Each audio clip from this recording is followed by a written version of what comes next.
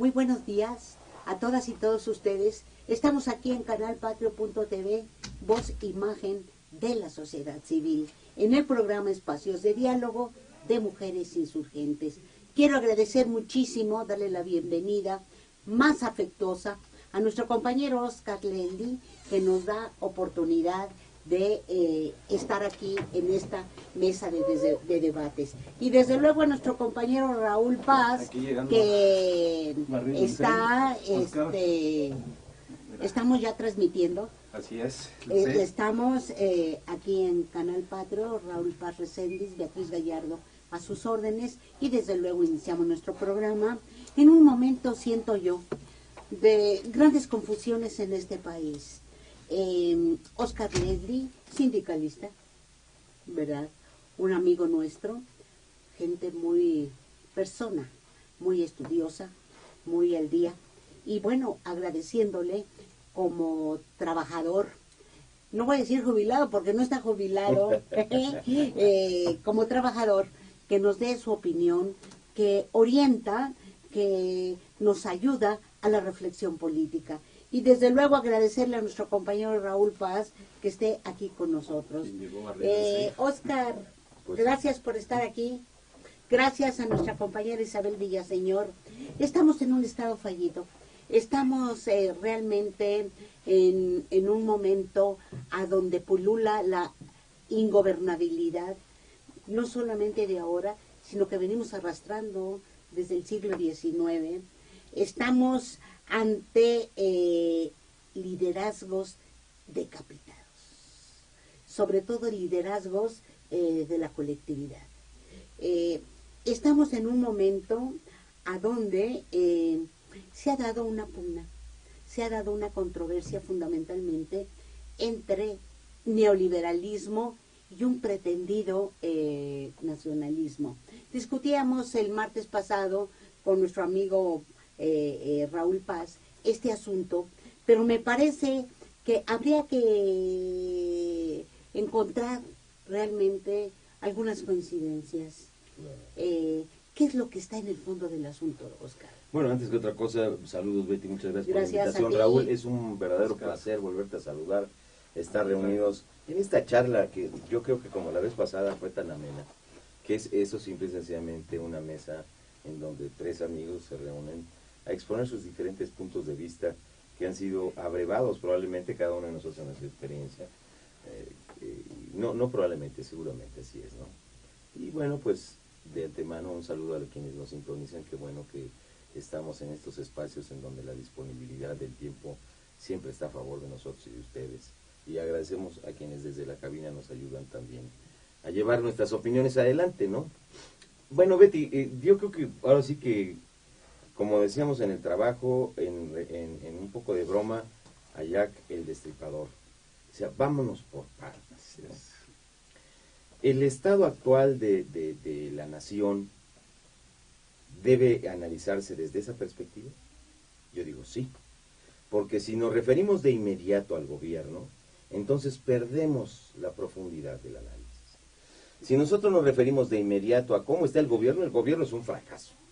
Es un rotundo fracaso, y si esto fuera una empresa, estaría más que quebrada, estaría demandada por incumplimiento de contratos, por una serie de prácticas en contra de sus clientes, por abusivo, en fin, no. Entonces, el Estado falló. Bien, tendríamos que ir también a una declaratoria de un Estado fallido, como los norteamericanos han encontrado esas marcas definitorias para ir ubicando en las categorías que a ellos conviene a sus subalternos o a sus mandatarios de segunda o tercera mano, ¿no? Más bien entonces vamos a la nación. ¿Cómo se encuentra la nación?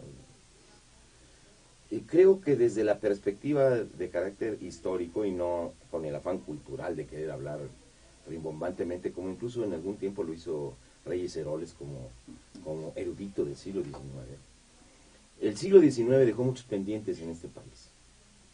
El siglo XIX le dejó a la nación un fuerte compromiso para entender que uno de los elementos fundamentales y fundacionales de la nación fue ese súbito despertar de la colectividad de los mexicanos. Se vieron de un momento muy fugaz y muy rápido como mexicanos, como iguales.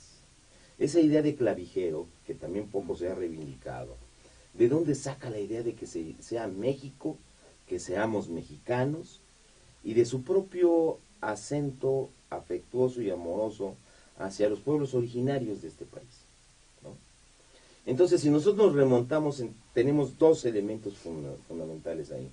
No hemos logrado que los pueblos originarios nos transmitan o hayamos sido capaces de recibir toda esa importancia que le daban a valores que tienen mucho que ver con el valor. Por ejemplo, anoche platicaba con mi hijo al respecto de una propuesta fílmica que ha sido muy criticada, pero que si uno va a la lectura la encuentra, que es una propuesta de Mel Gibson, en donde hay una parte de su película en donde hay un diálogo entre un padre y un hijo, cuando se ven ya casi a punto de morir, y dice, porque ven venir a unos indígenas que vienen huyendo de la supuesta masacre, de la muerte, y entonces el padre encuentra en el hijo la mirada y dice, has sido contagiado. ¿De qué? De temor, de miedo. Y así no puedes regresar a la aldea, porque eso nos va a destruir, el temor y el miedo. Y entonces, pues ahí entra de muy clara forma cómo los pueblos originarios fueron contagiados de ese temor por la vía de la iglesia. Y la iglesia, evidentemente, uno de sus elementos fundamentales para controlar es el temor. Y si lo llevamos rápidamente en un salto desigual y combinado del desarrollo histórico, vamos a encontrar cómo los gobiernos actuales del pasado y los que tienen una idea de gobernar dentro de lo que es el capitalismo, que ya después estaremos en una clasificación si es posible de ello, pues actúan bajo el temor, ¿no? Hay que mover a la gente bajo el temor, ¿no? Que además se te inculca desde la familia el temor al coco. Sí. Si te portas mal, va a Ahí viene venir el coco. ¿Sí? Le voy a decir a tu papá ahora que venga. O sea, no hay una forma clara de poner en la mesa las diferencias y decir, a ver, ¿por qué hiciste esto? Porque a los pueblos originarios se les marginó, se les margina y no sé hasta cuándo va a permanecer esta situación sin que haya verdaderamente el acento de la sociedad, sobre todo la sociedad mezclada, los mestizos, nosotros, todos nosotros. Yo no creo que ya haya nadie puramente español en México que descienda de la colonia. Entonces, de tal manera que no hemos encontrado una identidad, es decir, solo nos llamamos mexicanos, tenemos símbolos, manejamos rastros históricos, pero esa parte de analizar a la nación la hemos invalidado. Hemos caminado como si lleváramos una prisa terrible por equivocarnos, y vamos de traspié en traspié, de traspié en traspié, y no vamos comprendiendo ni el paso de la historia, ni mucho menos de los destinos que tenemos, si es que o no, como pueblo, ¿no? Como nación. Si no la comprendemos, menos aprendemos. Y en tal sentido no podemos transformar lo que no comprendemos, lo que no aprendemos. O sea, es muy didáctico, Raúl, pero así es, ¿no? Y nosotros vamos cometiendo error tras error, entonces, bien, tenemos que replantearnos a la nación. ¿Qué queremos como nación? Y ahí está, intrínsecamente, pues, hay que decirlo como es. Un enemigo de la nación es la nación de los Estados Unidos de Norteamérica, que ha sido predadora desde el momento mismo en que se independiza de Inglaterra. Desde ese momento, esta gente, esa nación, ve de apropiarse de las mejores tierras o de las tierras de su nación vecina.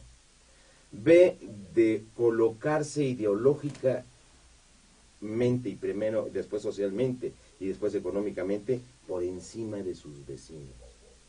Y esto, evidentemente, provocado o surge de un oportunismo voraz, ¿no? Es la idea de la dominación. Ahí surgen ellos, pero sobre todo es ese oportunismo, ¿no?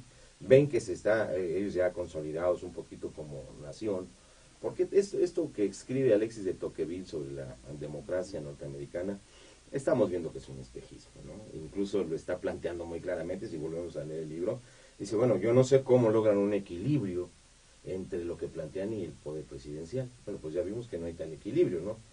Porque hoy el demente Trump no es otra cosa más que un político tradicional norteamericano, pero locuaz, porque una política anti-inmigrante la tenía también Obama, que fue el que más mexicanos, latinoamericanos, o como le quieran llamar, mexicanos y centroamericanos, en fin, todos los que hablan español fueron tratados y sacados con mucha mayor velocidad en tiempos de Obama. El Obamacare no es más que un negocio también. O sea, no hay una seguridad social, no hay un estado de bienestar en esa propuesta. Y lo que sucede es que el Moreno era un poco más hipócrita, es decir, más político. No decía lo que pensaba. Y cuando le preguntaban, primero pensaba quién pregunta. Y después razonaba para qué pregunta. Y al final decía, no contesto la pregunta, sino digo lo que yo quiero, ¿no? Oye, Oscar, no quiero dar un salto enorme, pero creo que es oportuno. Cuando tú hablas de los hipócritas, hablas de los políticos.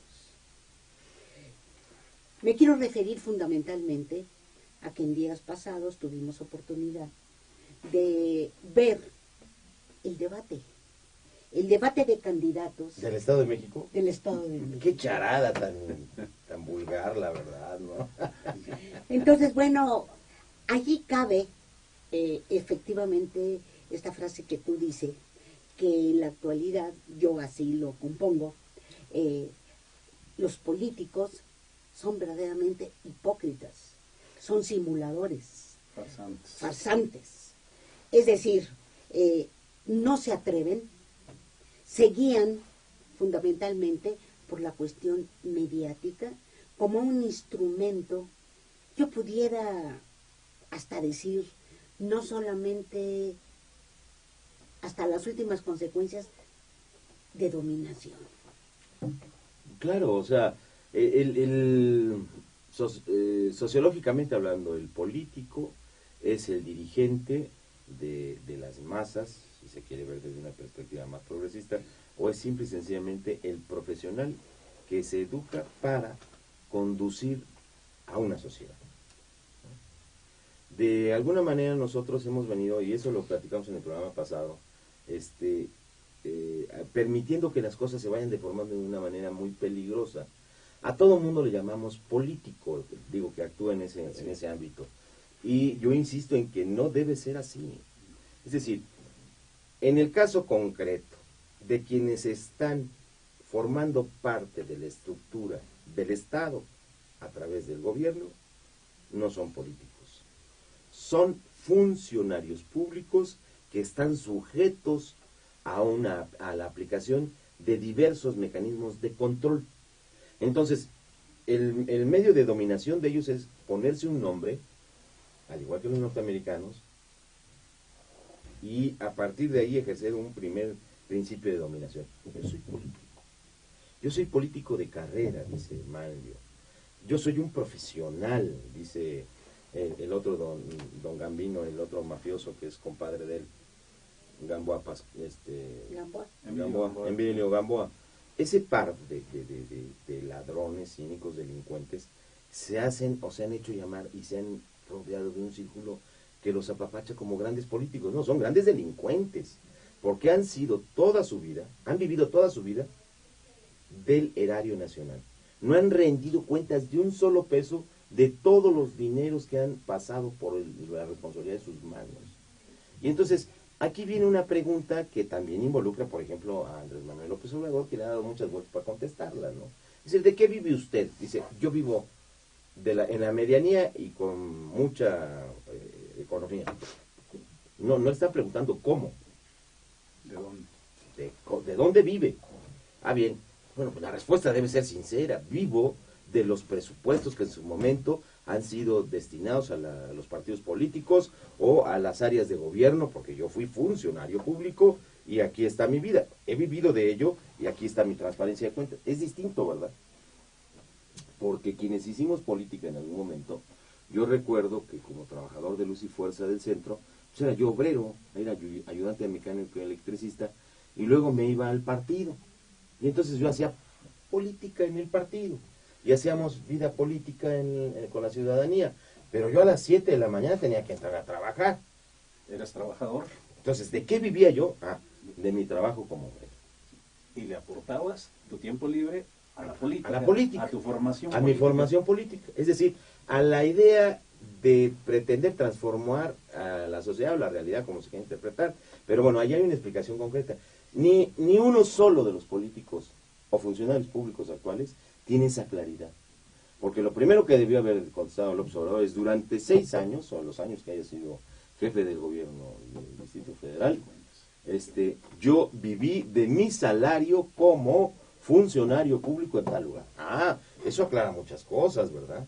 Y entonces ahí se podría hacer una comparación. ¿De qué ha vivido Enrique Peña Nieto? Si desde que escribió la tesis, bueno, desde que le escribieron, bueno, ya no sé ni qué decir, desde que él estaba en la escuela haciendo no sé qué cosas, salió y ya era dirigente del PRI. Vivía de él, presupuesto que se le asigne a ese partido. Y después de ahí, ¿qué fue? Pues más dirigente y, si acaso, diputado local. Y entonces ahí viene un encargo de servidor público.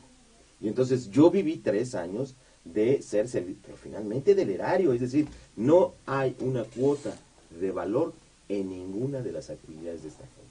No hay absolutamente nada que nos pueda indicar que tienen una clara separación entre lo que es el accionar sociológicamente hablando de un político y de una gente común que vive de su trabajo en un sistema capitalista o en un sistema socialista, porque en ambos se vive de su trabajo, ¿no? Raúl. Muy interesante lo que señala Óscar, porque tiene razón. Nosotros hemos vivido para la política, no hemos vivido de la política. Aspecto bien importante.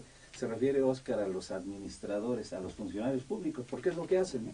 Son administradores, trabajan en la administración pública, y no he escuchado que alguno de ellos dedique su tiempo libre a hacer política. Sus fines de semana los dedican a lo suyo. Algunos sí, porque... Los menos. En los menos, o Sí. sea, se oye pedante. Yo, como funcionario Luz y Fuerza del Centro, ya siendo parte de la Administración Pública Federal, pues seguía en las actividades políticas. Le dedicabas tu tiempo libre. Y mi tiempo libre, ¿no? O sea, definitivamente... Y aportabas tus cuotas. Al partido, Sí. o en este caso a la organización Así a la es. que uno estuviera, ¿no? Pero mira, yo creo que también hay que partir de otra visión, o mejor dicho, aclarar, por ejemplo, lo legítimo que tú trabajes desde el punto de vista ideológico, político, militante y estructuralmente hablando, como al servicio de un partido.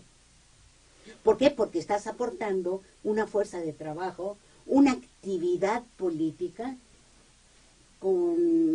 desde el punto de vista del servicio a la comunidad. Te conviertes en profesional de una organización política. Es decir, que también aquí, es válido, ¿sí? exactamente, aquí dista mucho a lo que está pasando ahora. Pero si nosotros observamos aquí, ahí venimos entonces a esta ausencia de liderazgos, ¿no? De liderazgos colectivos. ¿A qué me quiero referir? Si tomamos tomar como ejemplo al PRI o al PAN como estructuras o como instituciones, dicen ellos, Es otra cosa. políticas, ellos francamente viven, como tú dices, de administrar, ¿no? Es decir, tanto es el recurso que entra de la aportación del gobierno, y tanto es lo que nosotros vamos a hacer de negocios, y tanto va a servir para esto, y tanto va a servir para la carrera, en fin. Eso no es actividad política. Eso es otra cosa, definitivamente, que ha venido prostituyendo la vida, y al menos supuesta, de los partidos políticos, ¿no? Mira, por ejemplo, viene a colación en el sentido de que al tratar de estacionarme aquí en la calle donde está la televisora, vi a unos muchachos medir las banquetas y venían desde la otra cuadra midiendo.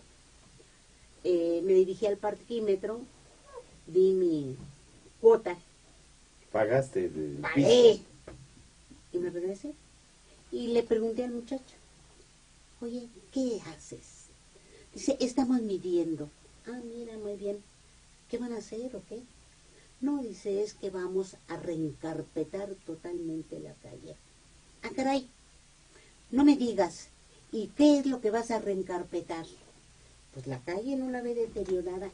Ah, le dije, bueno, es que sencillamente esta calle está totalmente renovada. Pero vamos a hacer una pausa enseguida y en un momento. Regresamos nuevamente con ustedes.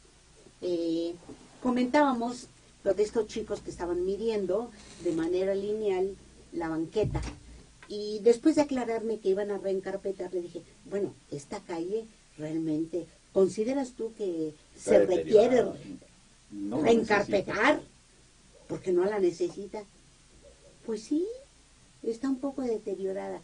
Le dije, de esto se vale precisamente para engañar a los ciudadanos que se está trabajando, porque efectivamente en la generalidad siempre hay un negocio por abajo de la mesa. Dijo el clásico. Exactamente. Más sobra, que algo sobra. Exactamente. Hay comisiones del 8, 10, 12 o más % por dar una concesión a una empresa privada. Y como el chico me dijo, es que esto no lo hace el gobierno, lo hace una empresa privada. Claro, entendemos. Ya nos había puesto preocupados ese servidor público. Nos da la razón. Al sobra, que algo sobra. Nos da la razón. Es decir, así estamos viendo que los políticos los funcionarios públicos, porque los candidatos en el Estado de México han sido funcionarios públicos. Todos. Y en ese sentido vemos que va por delante sus intereses.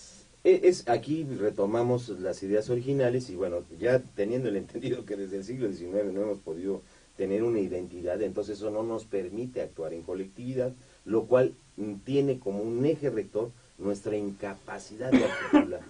No somos capaces de articular, por ejemplo, y es una autocrítica, la realidad del análisis y luego la acción concreta.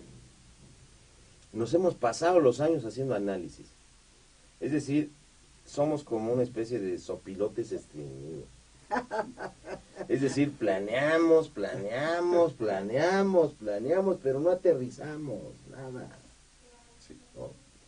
Y eso es una crítica a quienes venimos de una formación que se dice ser marxista, identificada de izquierda, en donde, por ejemplo, a guisa de lo que hoy va a ocurrir en un evento en la Universidad Obrera, dicen, vamos a analizar la perspectiva de si es viable o no todavía el socialismo frente al neoliberalismo. Digo, perdónenme, pero con todo el debido respeto es la pérdida de tiempo más absurda que yo puedo encontrarle, porque es tanto como si hiciésemos un coloquio y dijésemos, ¿qué tan negativa es la luz ultravioleta y el conjunto de rayos solares que todos los días caen sobre nuestra humanidad? ¿Qué tan negativa? Digo, es bueno saberlo científicamente para protegerse, para no exponerse, pero ¿tiene algún sentido real y práctico en la urgencia en que vivimos el que de momento, si no tenemos dinero para bronceadores o para protectores, si no tenemos de otra más que trabajar al rayo del sol como vendedores ambulantes, como policías, como albañiles, digo, ¿qué grado de importancia es que yo le diga al señor albañil, oiga, usted no puede estar expuesto a una cantidad tan enorme de, oiga, ¿sabe qué? Déjeme trabajar, no hágase para allá y déjeme trabajar, ¿no? Es lo mismo. Es decir, ¿qué tan oportuno es o no la discusión sobre el socialismo? Mejor quitémonos las máscaras, es decir, ya todo mundo quiere quitarse el lastre del marxismo y decir, yo quiero ser socialdemócrata, y entonces Bernstein va a estar hoy reivindicado, al menos en la política mexicana, de izquierda, porque no hay, dentro de los que incluso critican acremente todo lo que ocurre, ya sea bien con López Obrador, ya sea bien con X y XX, no han hecho otra cosa más que vivir de los votos desde hace muchos años. Y eso no es más que reformismo. Esa no es la vía al socialismo. Yo no creo que por la vía democrática este pillo de Carlos Slim va a decir, miren, la verdad, es que sí me robé Telmex, ¿no? Y la neta es que los he venido explotando, los he venido expoliando hasta el hartazgo. Y además, ¿qué creen? los voy a seguir explotando. Porque ese señor no se va a quitar el dinero y lo va a repartir en la comunidad, ¿verdad? Entonces, luego. Insisto, lo único que resolvería, que no lo estoy planteando, aunque no me interesa que diga gobernación, es, bueno, si el pueblo se levantara en armas, y ya no diría yo las armas de accionar con pólvora, sino las armas de la protesta, es decir, que de un día para otro se levanten 50 millones de mexicanos y digan, ya no hago nada, hasta que se vayan todos, como dijeron. Pero el problema sería, ¿y quién llega? ¿No? Porque esa es la única vía de acción directa.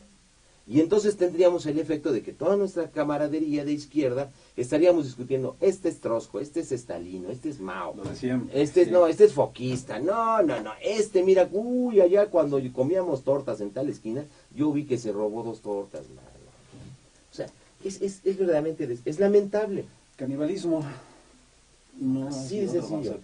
Y además siempre se critica la paja en el ojo ajeno y no la viga en el propio. Ahí está el caso del Sindicato Mexicano de Electricistas, lo digo total y abiertamente, en donde hoy es un sindicato que ya ni es mexicano ni es electricista, y voy a decir por qué. Porque el sindicato ahora representa a una empresa portuguesa. Y digo, no quiere decir, alguien me va a decir desde los doctos que están allá adentro, no, hombre, es que el sindicato es la contraparte de la empresa. Sí, nada más que aquí hay un pequeño detalle. Son socios El sindicato es empresario. es socio de Fénix, porque Sí. al menos eso le dijeron a la gente, que el gobierno, que no la nación, les dio, que no aclaran cómo, pero ya sabemos que es en concesión, una serie de bienes para que este sea parte del objeto social de producción de Fénix. Entonces son socios y sindicato. Sus dirigentes, como les quieran llamar. Unos cobran dentro, la mayoría, como empleados, pero también firman como parte de la cabeza de la administración de Fénix. Y luego tienen un enredo ahí que dicen que es una cooperativa, de la cual el ESME, un sindicato, que la ley de cooperativas lo prohíbe, es el dueño de la cooperativa, que define quién entra y quién no entra. Y no entra aquellos que critican a su secretario general, que trae una serie de matarifes, y es un trabajador media lengua, que encontró el discurso, es decir, se apropió de un discurso que le permite que la izquierda, porque voy a eso, ya el sindicato es la de menos, allá que lo defiendan quienes se han dejado despojar de su patrimonio histórico, social y cultural, que es el sindicato, que es esa organización. Pero me refiero a toda la izquierda. ¿Qué ha dicho la gente del PRD? ¿Qué ha dicho todas las organizaciones de izquierda que viven ahí, cohabitan con el ESME? No han dicho, esta boca es mía. Han golpeado a la ley del Seguro Social, la van a volver a golpear con las jubilaciones. Han acabado totalmente con el artículo 123 constitucional. Bueno, han acabado con todo el mundo laboral. Y Martín Esparza no ha dicho, esta boca es mía. Ah, pero sí está en contra de Andrés Manuel López Obrador, pero no abre la boca ni una ápice en el Estado de México para decir ni un voto al PRI ni al PAN. Porque hay que recordar, por ejemplo, esta señora de la sonrisa tatuada, Josefina Vázquez Mota, que en el apellido lleva la adicción, señala meterse con el salario, y casi llora la señora en este debate, ¿no? Tan falsamente, meterse con el salario, bueno, pues que acaso ella no estaba formando parte del sexenio de Calderón, cuando corrió a 60,000 trabajadores, cerró la empresa Luz y Fuerza del Centro, que no acabaron ellos con Mexicana de Aviación, que no acabaron ellos con una buena parte, un tercio de la población que ganaba más de 5 salarios mínimos, destruyendo esos puestos de trabajo para convertirlos en puestos de miseria. Entonces, eso es lo que se le olvida a la izquierda. Y en lugar de estar discutiendo esas realidades objetivas de coyuntura, cierto, pero que deben ser analizadas desde la perspectiva en profundidad, nos vamos a meter en un foro a ver qué tan importante será si sigue vigente la idea del socialismo frente a esto que ellos solo alcanzan a ubicar como la expresión económica del capitalismo llamado neoliberalismo, donde es un fenómeno mucho más profundo. Es toda una transformación, incluso para ellos que valenstenianos, reformistas, que piensan en las elecciones. Bueno, pues es que el proyecto democrático de la sociedad capitalista, digamos, conocido en los últimos 200 años, ya no es el mismo. El neoliberalismo lo ha transformado totalmente, ¿no? Y entonces, ¿Cuándo van a llegar al razonamiento y al análisis de esa otra parte? O más bien dicho, de entender que el neoliberalismo no es un aspecto de carácter económico, sino es un modelo de pensamiento y de transformación social sistémico, que es cultural, que es de dominación, que es económico, que es social, que es regional, que es territorial, que es militar, en fin, que es todo un mundo expresado, yo puedo decir de manera muy rápida, en las finanzas. A ver si nos sale. La financiarización del ser humano ahora es su destino. Carlos Marx decía que la realidad social del ser humano es su contexto de trabajo, ¿no? Sí, además él decía, yo no soy marxista. ¿No? Y entonces, ¿qué vamos a decirle ahora a un trabajador de Motengil que trabaje para Fénix? ¿Cuál debe ser su planteamiento? ¿Producir para qué? Para que gane Motengil, para que haya utilidades, para que gane ese sindicato, para que se perpetúe su dirigente, para que él conserve su trabajo. No tiene claridad el tipo, ¿no? Pero en su acto consuetudinario, el hombre tiene que llevar de comer a su casa, o proveer, ¿no?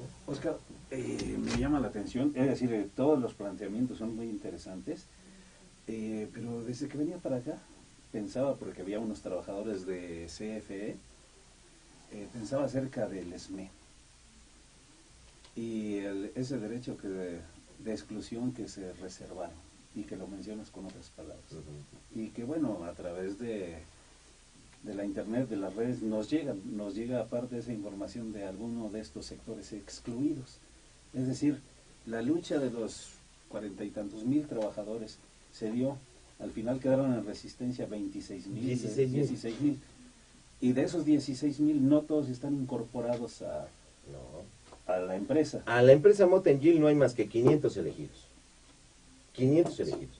Y me atrevo y lanzo el reto a toda la izquierdería que está metida en ese sindicato, a que transparenten y pongan listados con la antigüedad de quienes son los 500 trabajadores que están en Motengil. Y veremos que no son los que se quedaron con mayor antigüedad. Me atrevo a afirmarlo, aún sin conocer a detalle, porque es muy difícil, están muy herméticos. Sí, claro. Actúan pues como los charros, ¿no? Siempre pero, Oscar, pero la liquidación de los 16.500 sí se empleó en el asunto del vínculo con la empresa portuguesa. Claro, o sea, ahí hay una situación muy clara, miren. El hecho es de que 2009, cuando se da el decreto de extensión, el gobierno calderonista lanza una serie de propuestas que voy a resumir así. Primero liquídense. Y vamos a recontratar a algunos en CFE. Sí. Otros les vamos a buscar acomodo dentro del sector y otros les vamos a ayudar a poner negocios del sector. Y a los que no tengan ninguna preparación y vinculación con el sector, los vamos a capacitar para que pongan sus changarros. El ESME se ofendió, dijo, pataleó y tornó. Esas eran las propuestas. ¿Qué sucedió casi 8 años después? Para poder avanzar, primero acepten que se liquida a todos. Se liquidaron. Segundo, ya no hay la propuesta de CFE, se incorporan a una nueva empresa del sector eléctrico. Sí, pero ¿en calidad de qué? ¿No? Y entonces definitivamente no es lo mismo que a algunos de los que se liquidaron, a los que se les llamó traidores al principio, yo no sé el número, pero debe ser alrededor de 2.000, 3.000, 2.000 o 3.000, que están trabajando en Comisión Federal de Electricidad. Es decir, ese primer planteamiento, si lo hubiera explorado democráticamente la organización, ¿no? Sí. Hubiera sido en la mesa de negociación, decir, bueno, usted lo que quiere son electricistas, ¿no? Yo tengo mínimamente, de los 40.000 que usted separó, 30.000 son electricistas.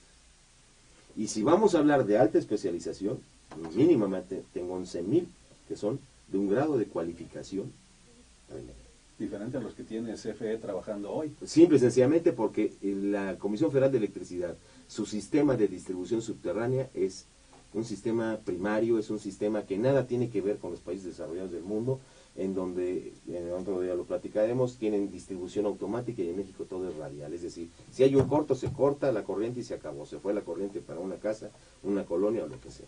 Antes no era así en la red subterránea. Entonces, ese primer planteamiento es una traición a los propios trabajadores. Después, una famosa cooperativa, que es ahí en donde viene la exclusión. Es decir, el secretario general y su camarilla de golpeadores, entre ellos un tal Márquez, que estuvo preso porque es un pillo en realidad, que anda amenazando a la gente con pistola en mano y es un golpeador. Es un matarife, es un carnicero el tipo este, ¿no? Bueno, pues todos ellos deciden quién entra y quién no entra a la cooperativa.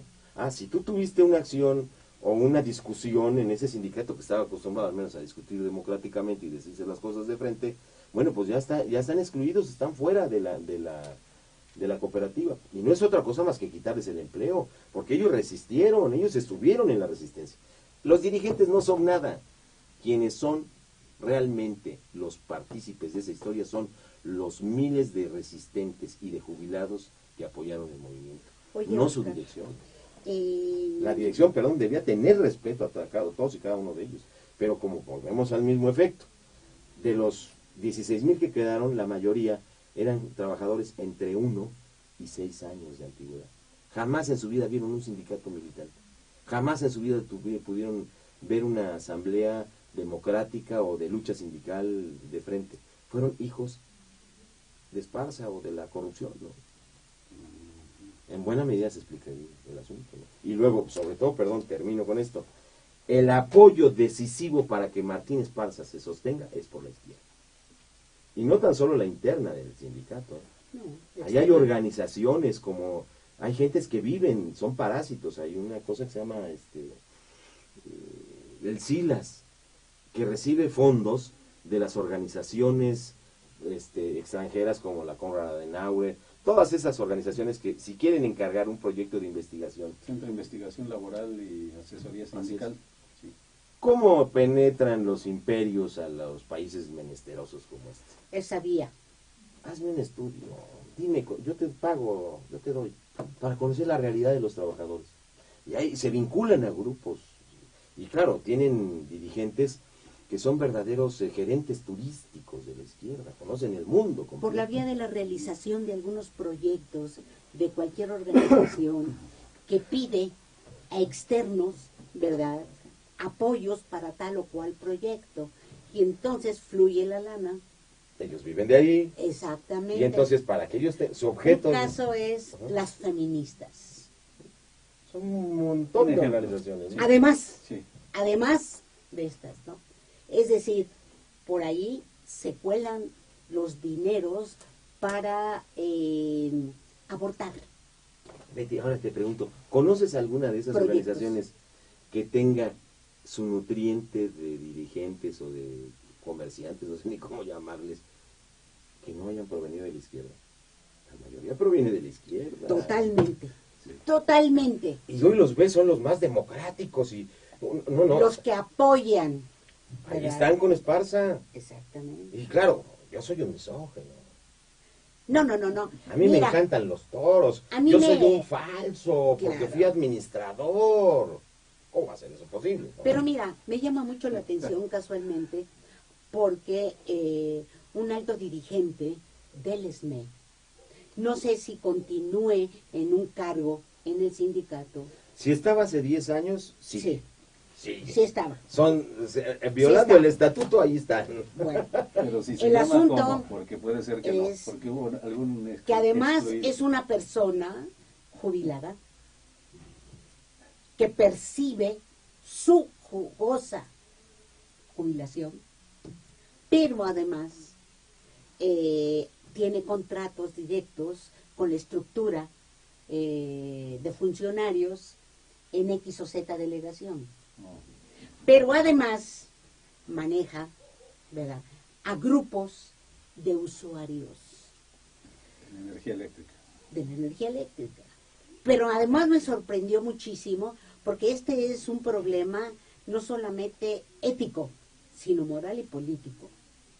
En el sentido de que incluso puso prácticamente a la orden de la administración actual y de algunos diputados del partido oficial el movimiento, y que fue rechazado por la base. Bien, digo, por los datos que me das, Ujú. yo puedo decir que es Martín Esparza. Bueno, Te voy a decir yo creo por que qué. como él y como muchos, ¿no? Porque Martín Esparza fue diputado, presidente municipal por el PRI en su pueblo. Su hermano fue también presidente municipal por el PRI. Durante todo el conflicto, él no ha hecho un frente en contra del PRI, y menos en el Estado de México y menos en el Estado de Hidalgo. Pero ¿qué tal ahora? Yo no veo que él esté haciendo un frente en contra del PRI. Es decir, está a favor. Claro, él Por se está a conveniencia. favor del PRI y del PAN, por ejemplo, atacando en este momento, como lo hizo también hace 3 años Andrés Manuel López Obrador. O sea, ¿cómo es que llamó a la gente del ESME a no votar por Obrador? Y entonces, pues que voten por el PRI o por el PAN, o entonces, ¿qué? A propósito de ellos, Oscar, bien interesante el planteamiento, y voy a dar un salto que está relacionado con ello. La formación de la organización política del pueblo y los trabajadores. ¿Qué papel juega? Bueno, Con la nueva central de yo lo voy a decir trabajadores. así claramente, Sí. miren, la OPT fue un proyecto que se discutió en una sala de la antigua Secretaría de Relaciones Exteriores, en donde estuvimos alrededor de 4 o 5 gentes. Y a su servidor se le ocurrió así, fue una ocurrencia, es decir, ante la posibilidad de que el movimiento no pudiera tener los ecos, y alguien me puede decir que no, pero yo le puedo decir de frente que yo fui quien lo dije. Yo fui quien hablé con Martín Esparza y dije, podemos Continuamos. afirmar que en esa reunión en la antigua sala de la Secretaría de Relaciones Exteriores del ESME, en Antonio Caso 45, estábamos 5 o 6 gentes no más, y yo hice el planteamiento que había que crear una situación de carácter política que le permitiera al movimiento no tan solo vincularse a sus propias reivindicaciones de orden laboral, como era el despido, como era lo ilegal del decreto, y había que trascender los tiempos políticos, porque era necesario que el sindicato tuviera una presencia en todos los aspectos, porque todo se correlaciona. De ahí que propusimos, y concretamente yo les propuse, vamos a crear un instrumento político. Y eso evidentemente le cayó, pero en las manos a toda la gente de izquierda de allí, ¿no? Y entonces el Silas, y entonces gentes como Edgar Sánchez del PRT, una vez que les me lanza la convocatoria, yo en lo particular voy y platico con el secretario general, con Martín Esparza, y estaba José Manuel Pérez Vázquez, estaba el otro güerito que se me olvida su nombre porque siempre habla a las espaldas de la gente, pero bueno. ¿Del interior o...? No, gente de izquierda que anda por ahí en el ESME, que incluso estaban molestos cuando el golpe, porque este güerito famoso debía como $500,000 de préstamos sindicales, y pues se los iban a cobrar. Entonces finalmente hay un montón de cosas, historias negras ahí, que no voy a sacar aquí, ¿no? Entonces planteamos al secretario general que convocara a la formación de un instrumento político de los trabajadores y del pueblo que permitiera articular al ESME, atravesando, porque en ese momento pues se avecinaban las elecciones, para estar presentes y vigentes opinando sobre la visión de los trabajadores en la vida nacional, en esa cuestión electoral, sobre todos los temas que te permite incurrir o intervenir siendo una organización política, ¿no? Estuvo de acuerdo, y en ese momento se transforma toda esa idea de servicio al movimiento en un servicio que, como se ve en la práctica, la OPT es una organización desvinculada de todo movimiento político popular de izquierda auténtico, porque a donde actúa el OPT no hay ni a favor de López Obrador, ni a favor del PT, ni a favor de nada, solo están a favor de los intereses coyunturales de la región, del cacique local que les hayan dado la concesión de la OPT, y finalmente se ha visto que la OPT está para golpear los intereses que se oponen al PRI. Y entonces lo hacen con la vieja usanza, para que funcione también desde la extrema contraria al PRI, ¿no? Nadie puede vincular al PRI con la OPT. Nadie. ¿Cómo? Bueno, pues si el PRI es una ente totalmente corrupta, la otra también, pero actúa con un ejemplo muy rápido, lo decía yo hace unos instantes. ¿Cómo es que Martín Esparza lanza un boicot a votar por Andrés Manuel López Obrador? Y no porque sea Andrés Manuel López Obrador, sino porque no lanza un boicot en este momento, como en aquel, en contra del PRI y del PAN. No puede ser posible. Y luego surge otra idea, ya esta emanada de todas esas mentes que viven sus calenturas ahí en el interior del ESME, acompañados de fuertes dosis de etilo, pues surge una cosa que es la idea de una nueva central de trabajadores. Y entonces nos damos cuenta que esa nueva central de trabajadores pues no ha servido para cohesionar ni para llevar adelante, por ejemplo, una lucha, una crítica en función de las últimas y más lesivas reformas, no tanto a la Ley Federal del Trabajo, sino a los aspectos de carácter concreto, por ejemplo, a las jubilaciones, a las pensiones.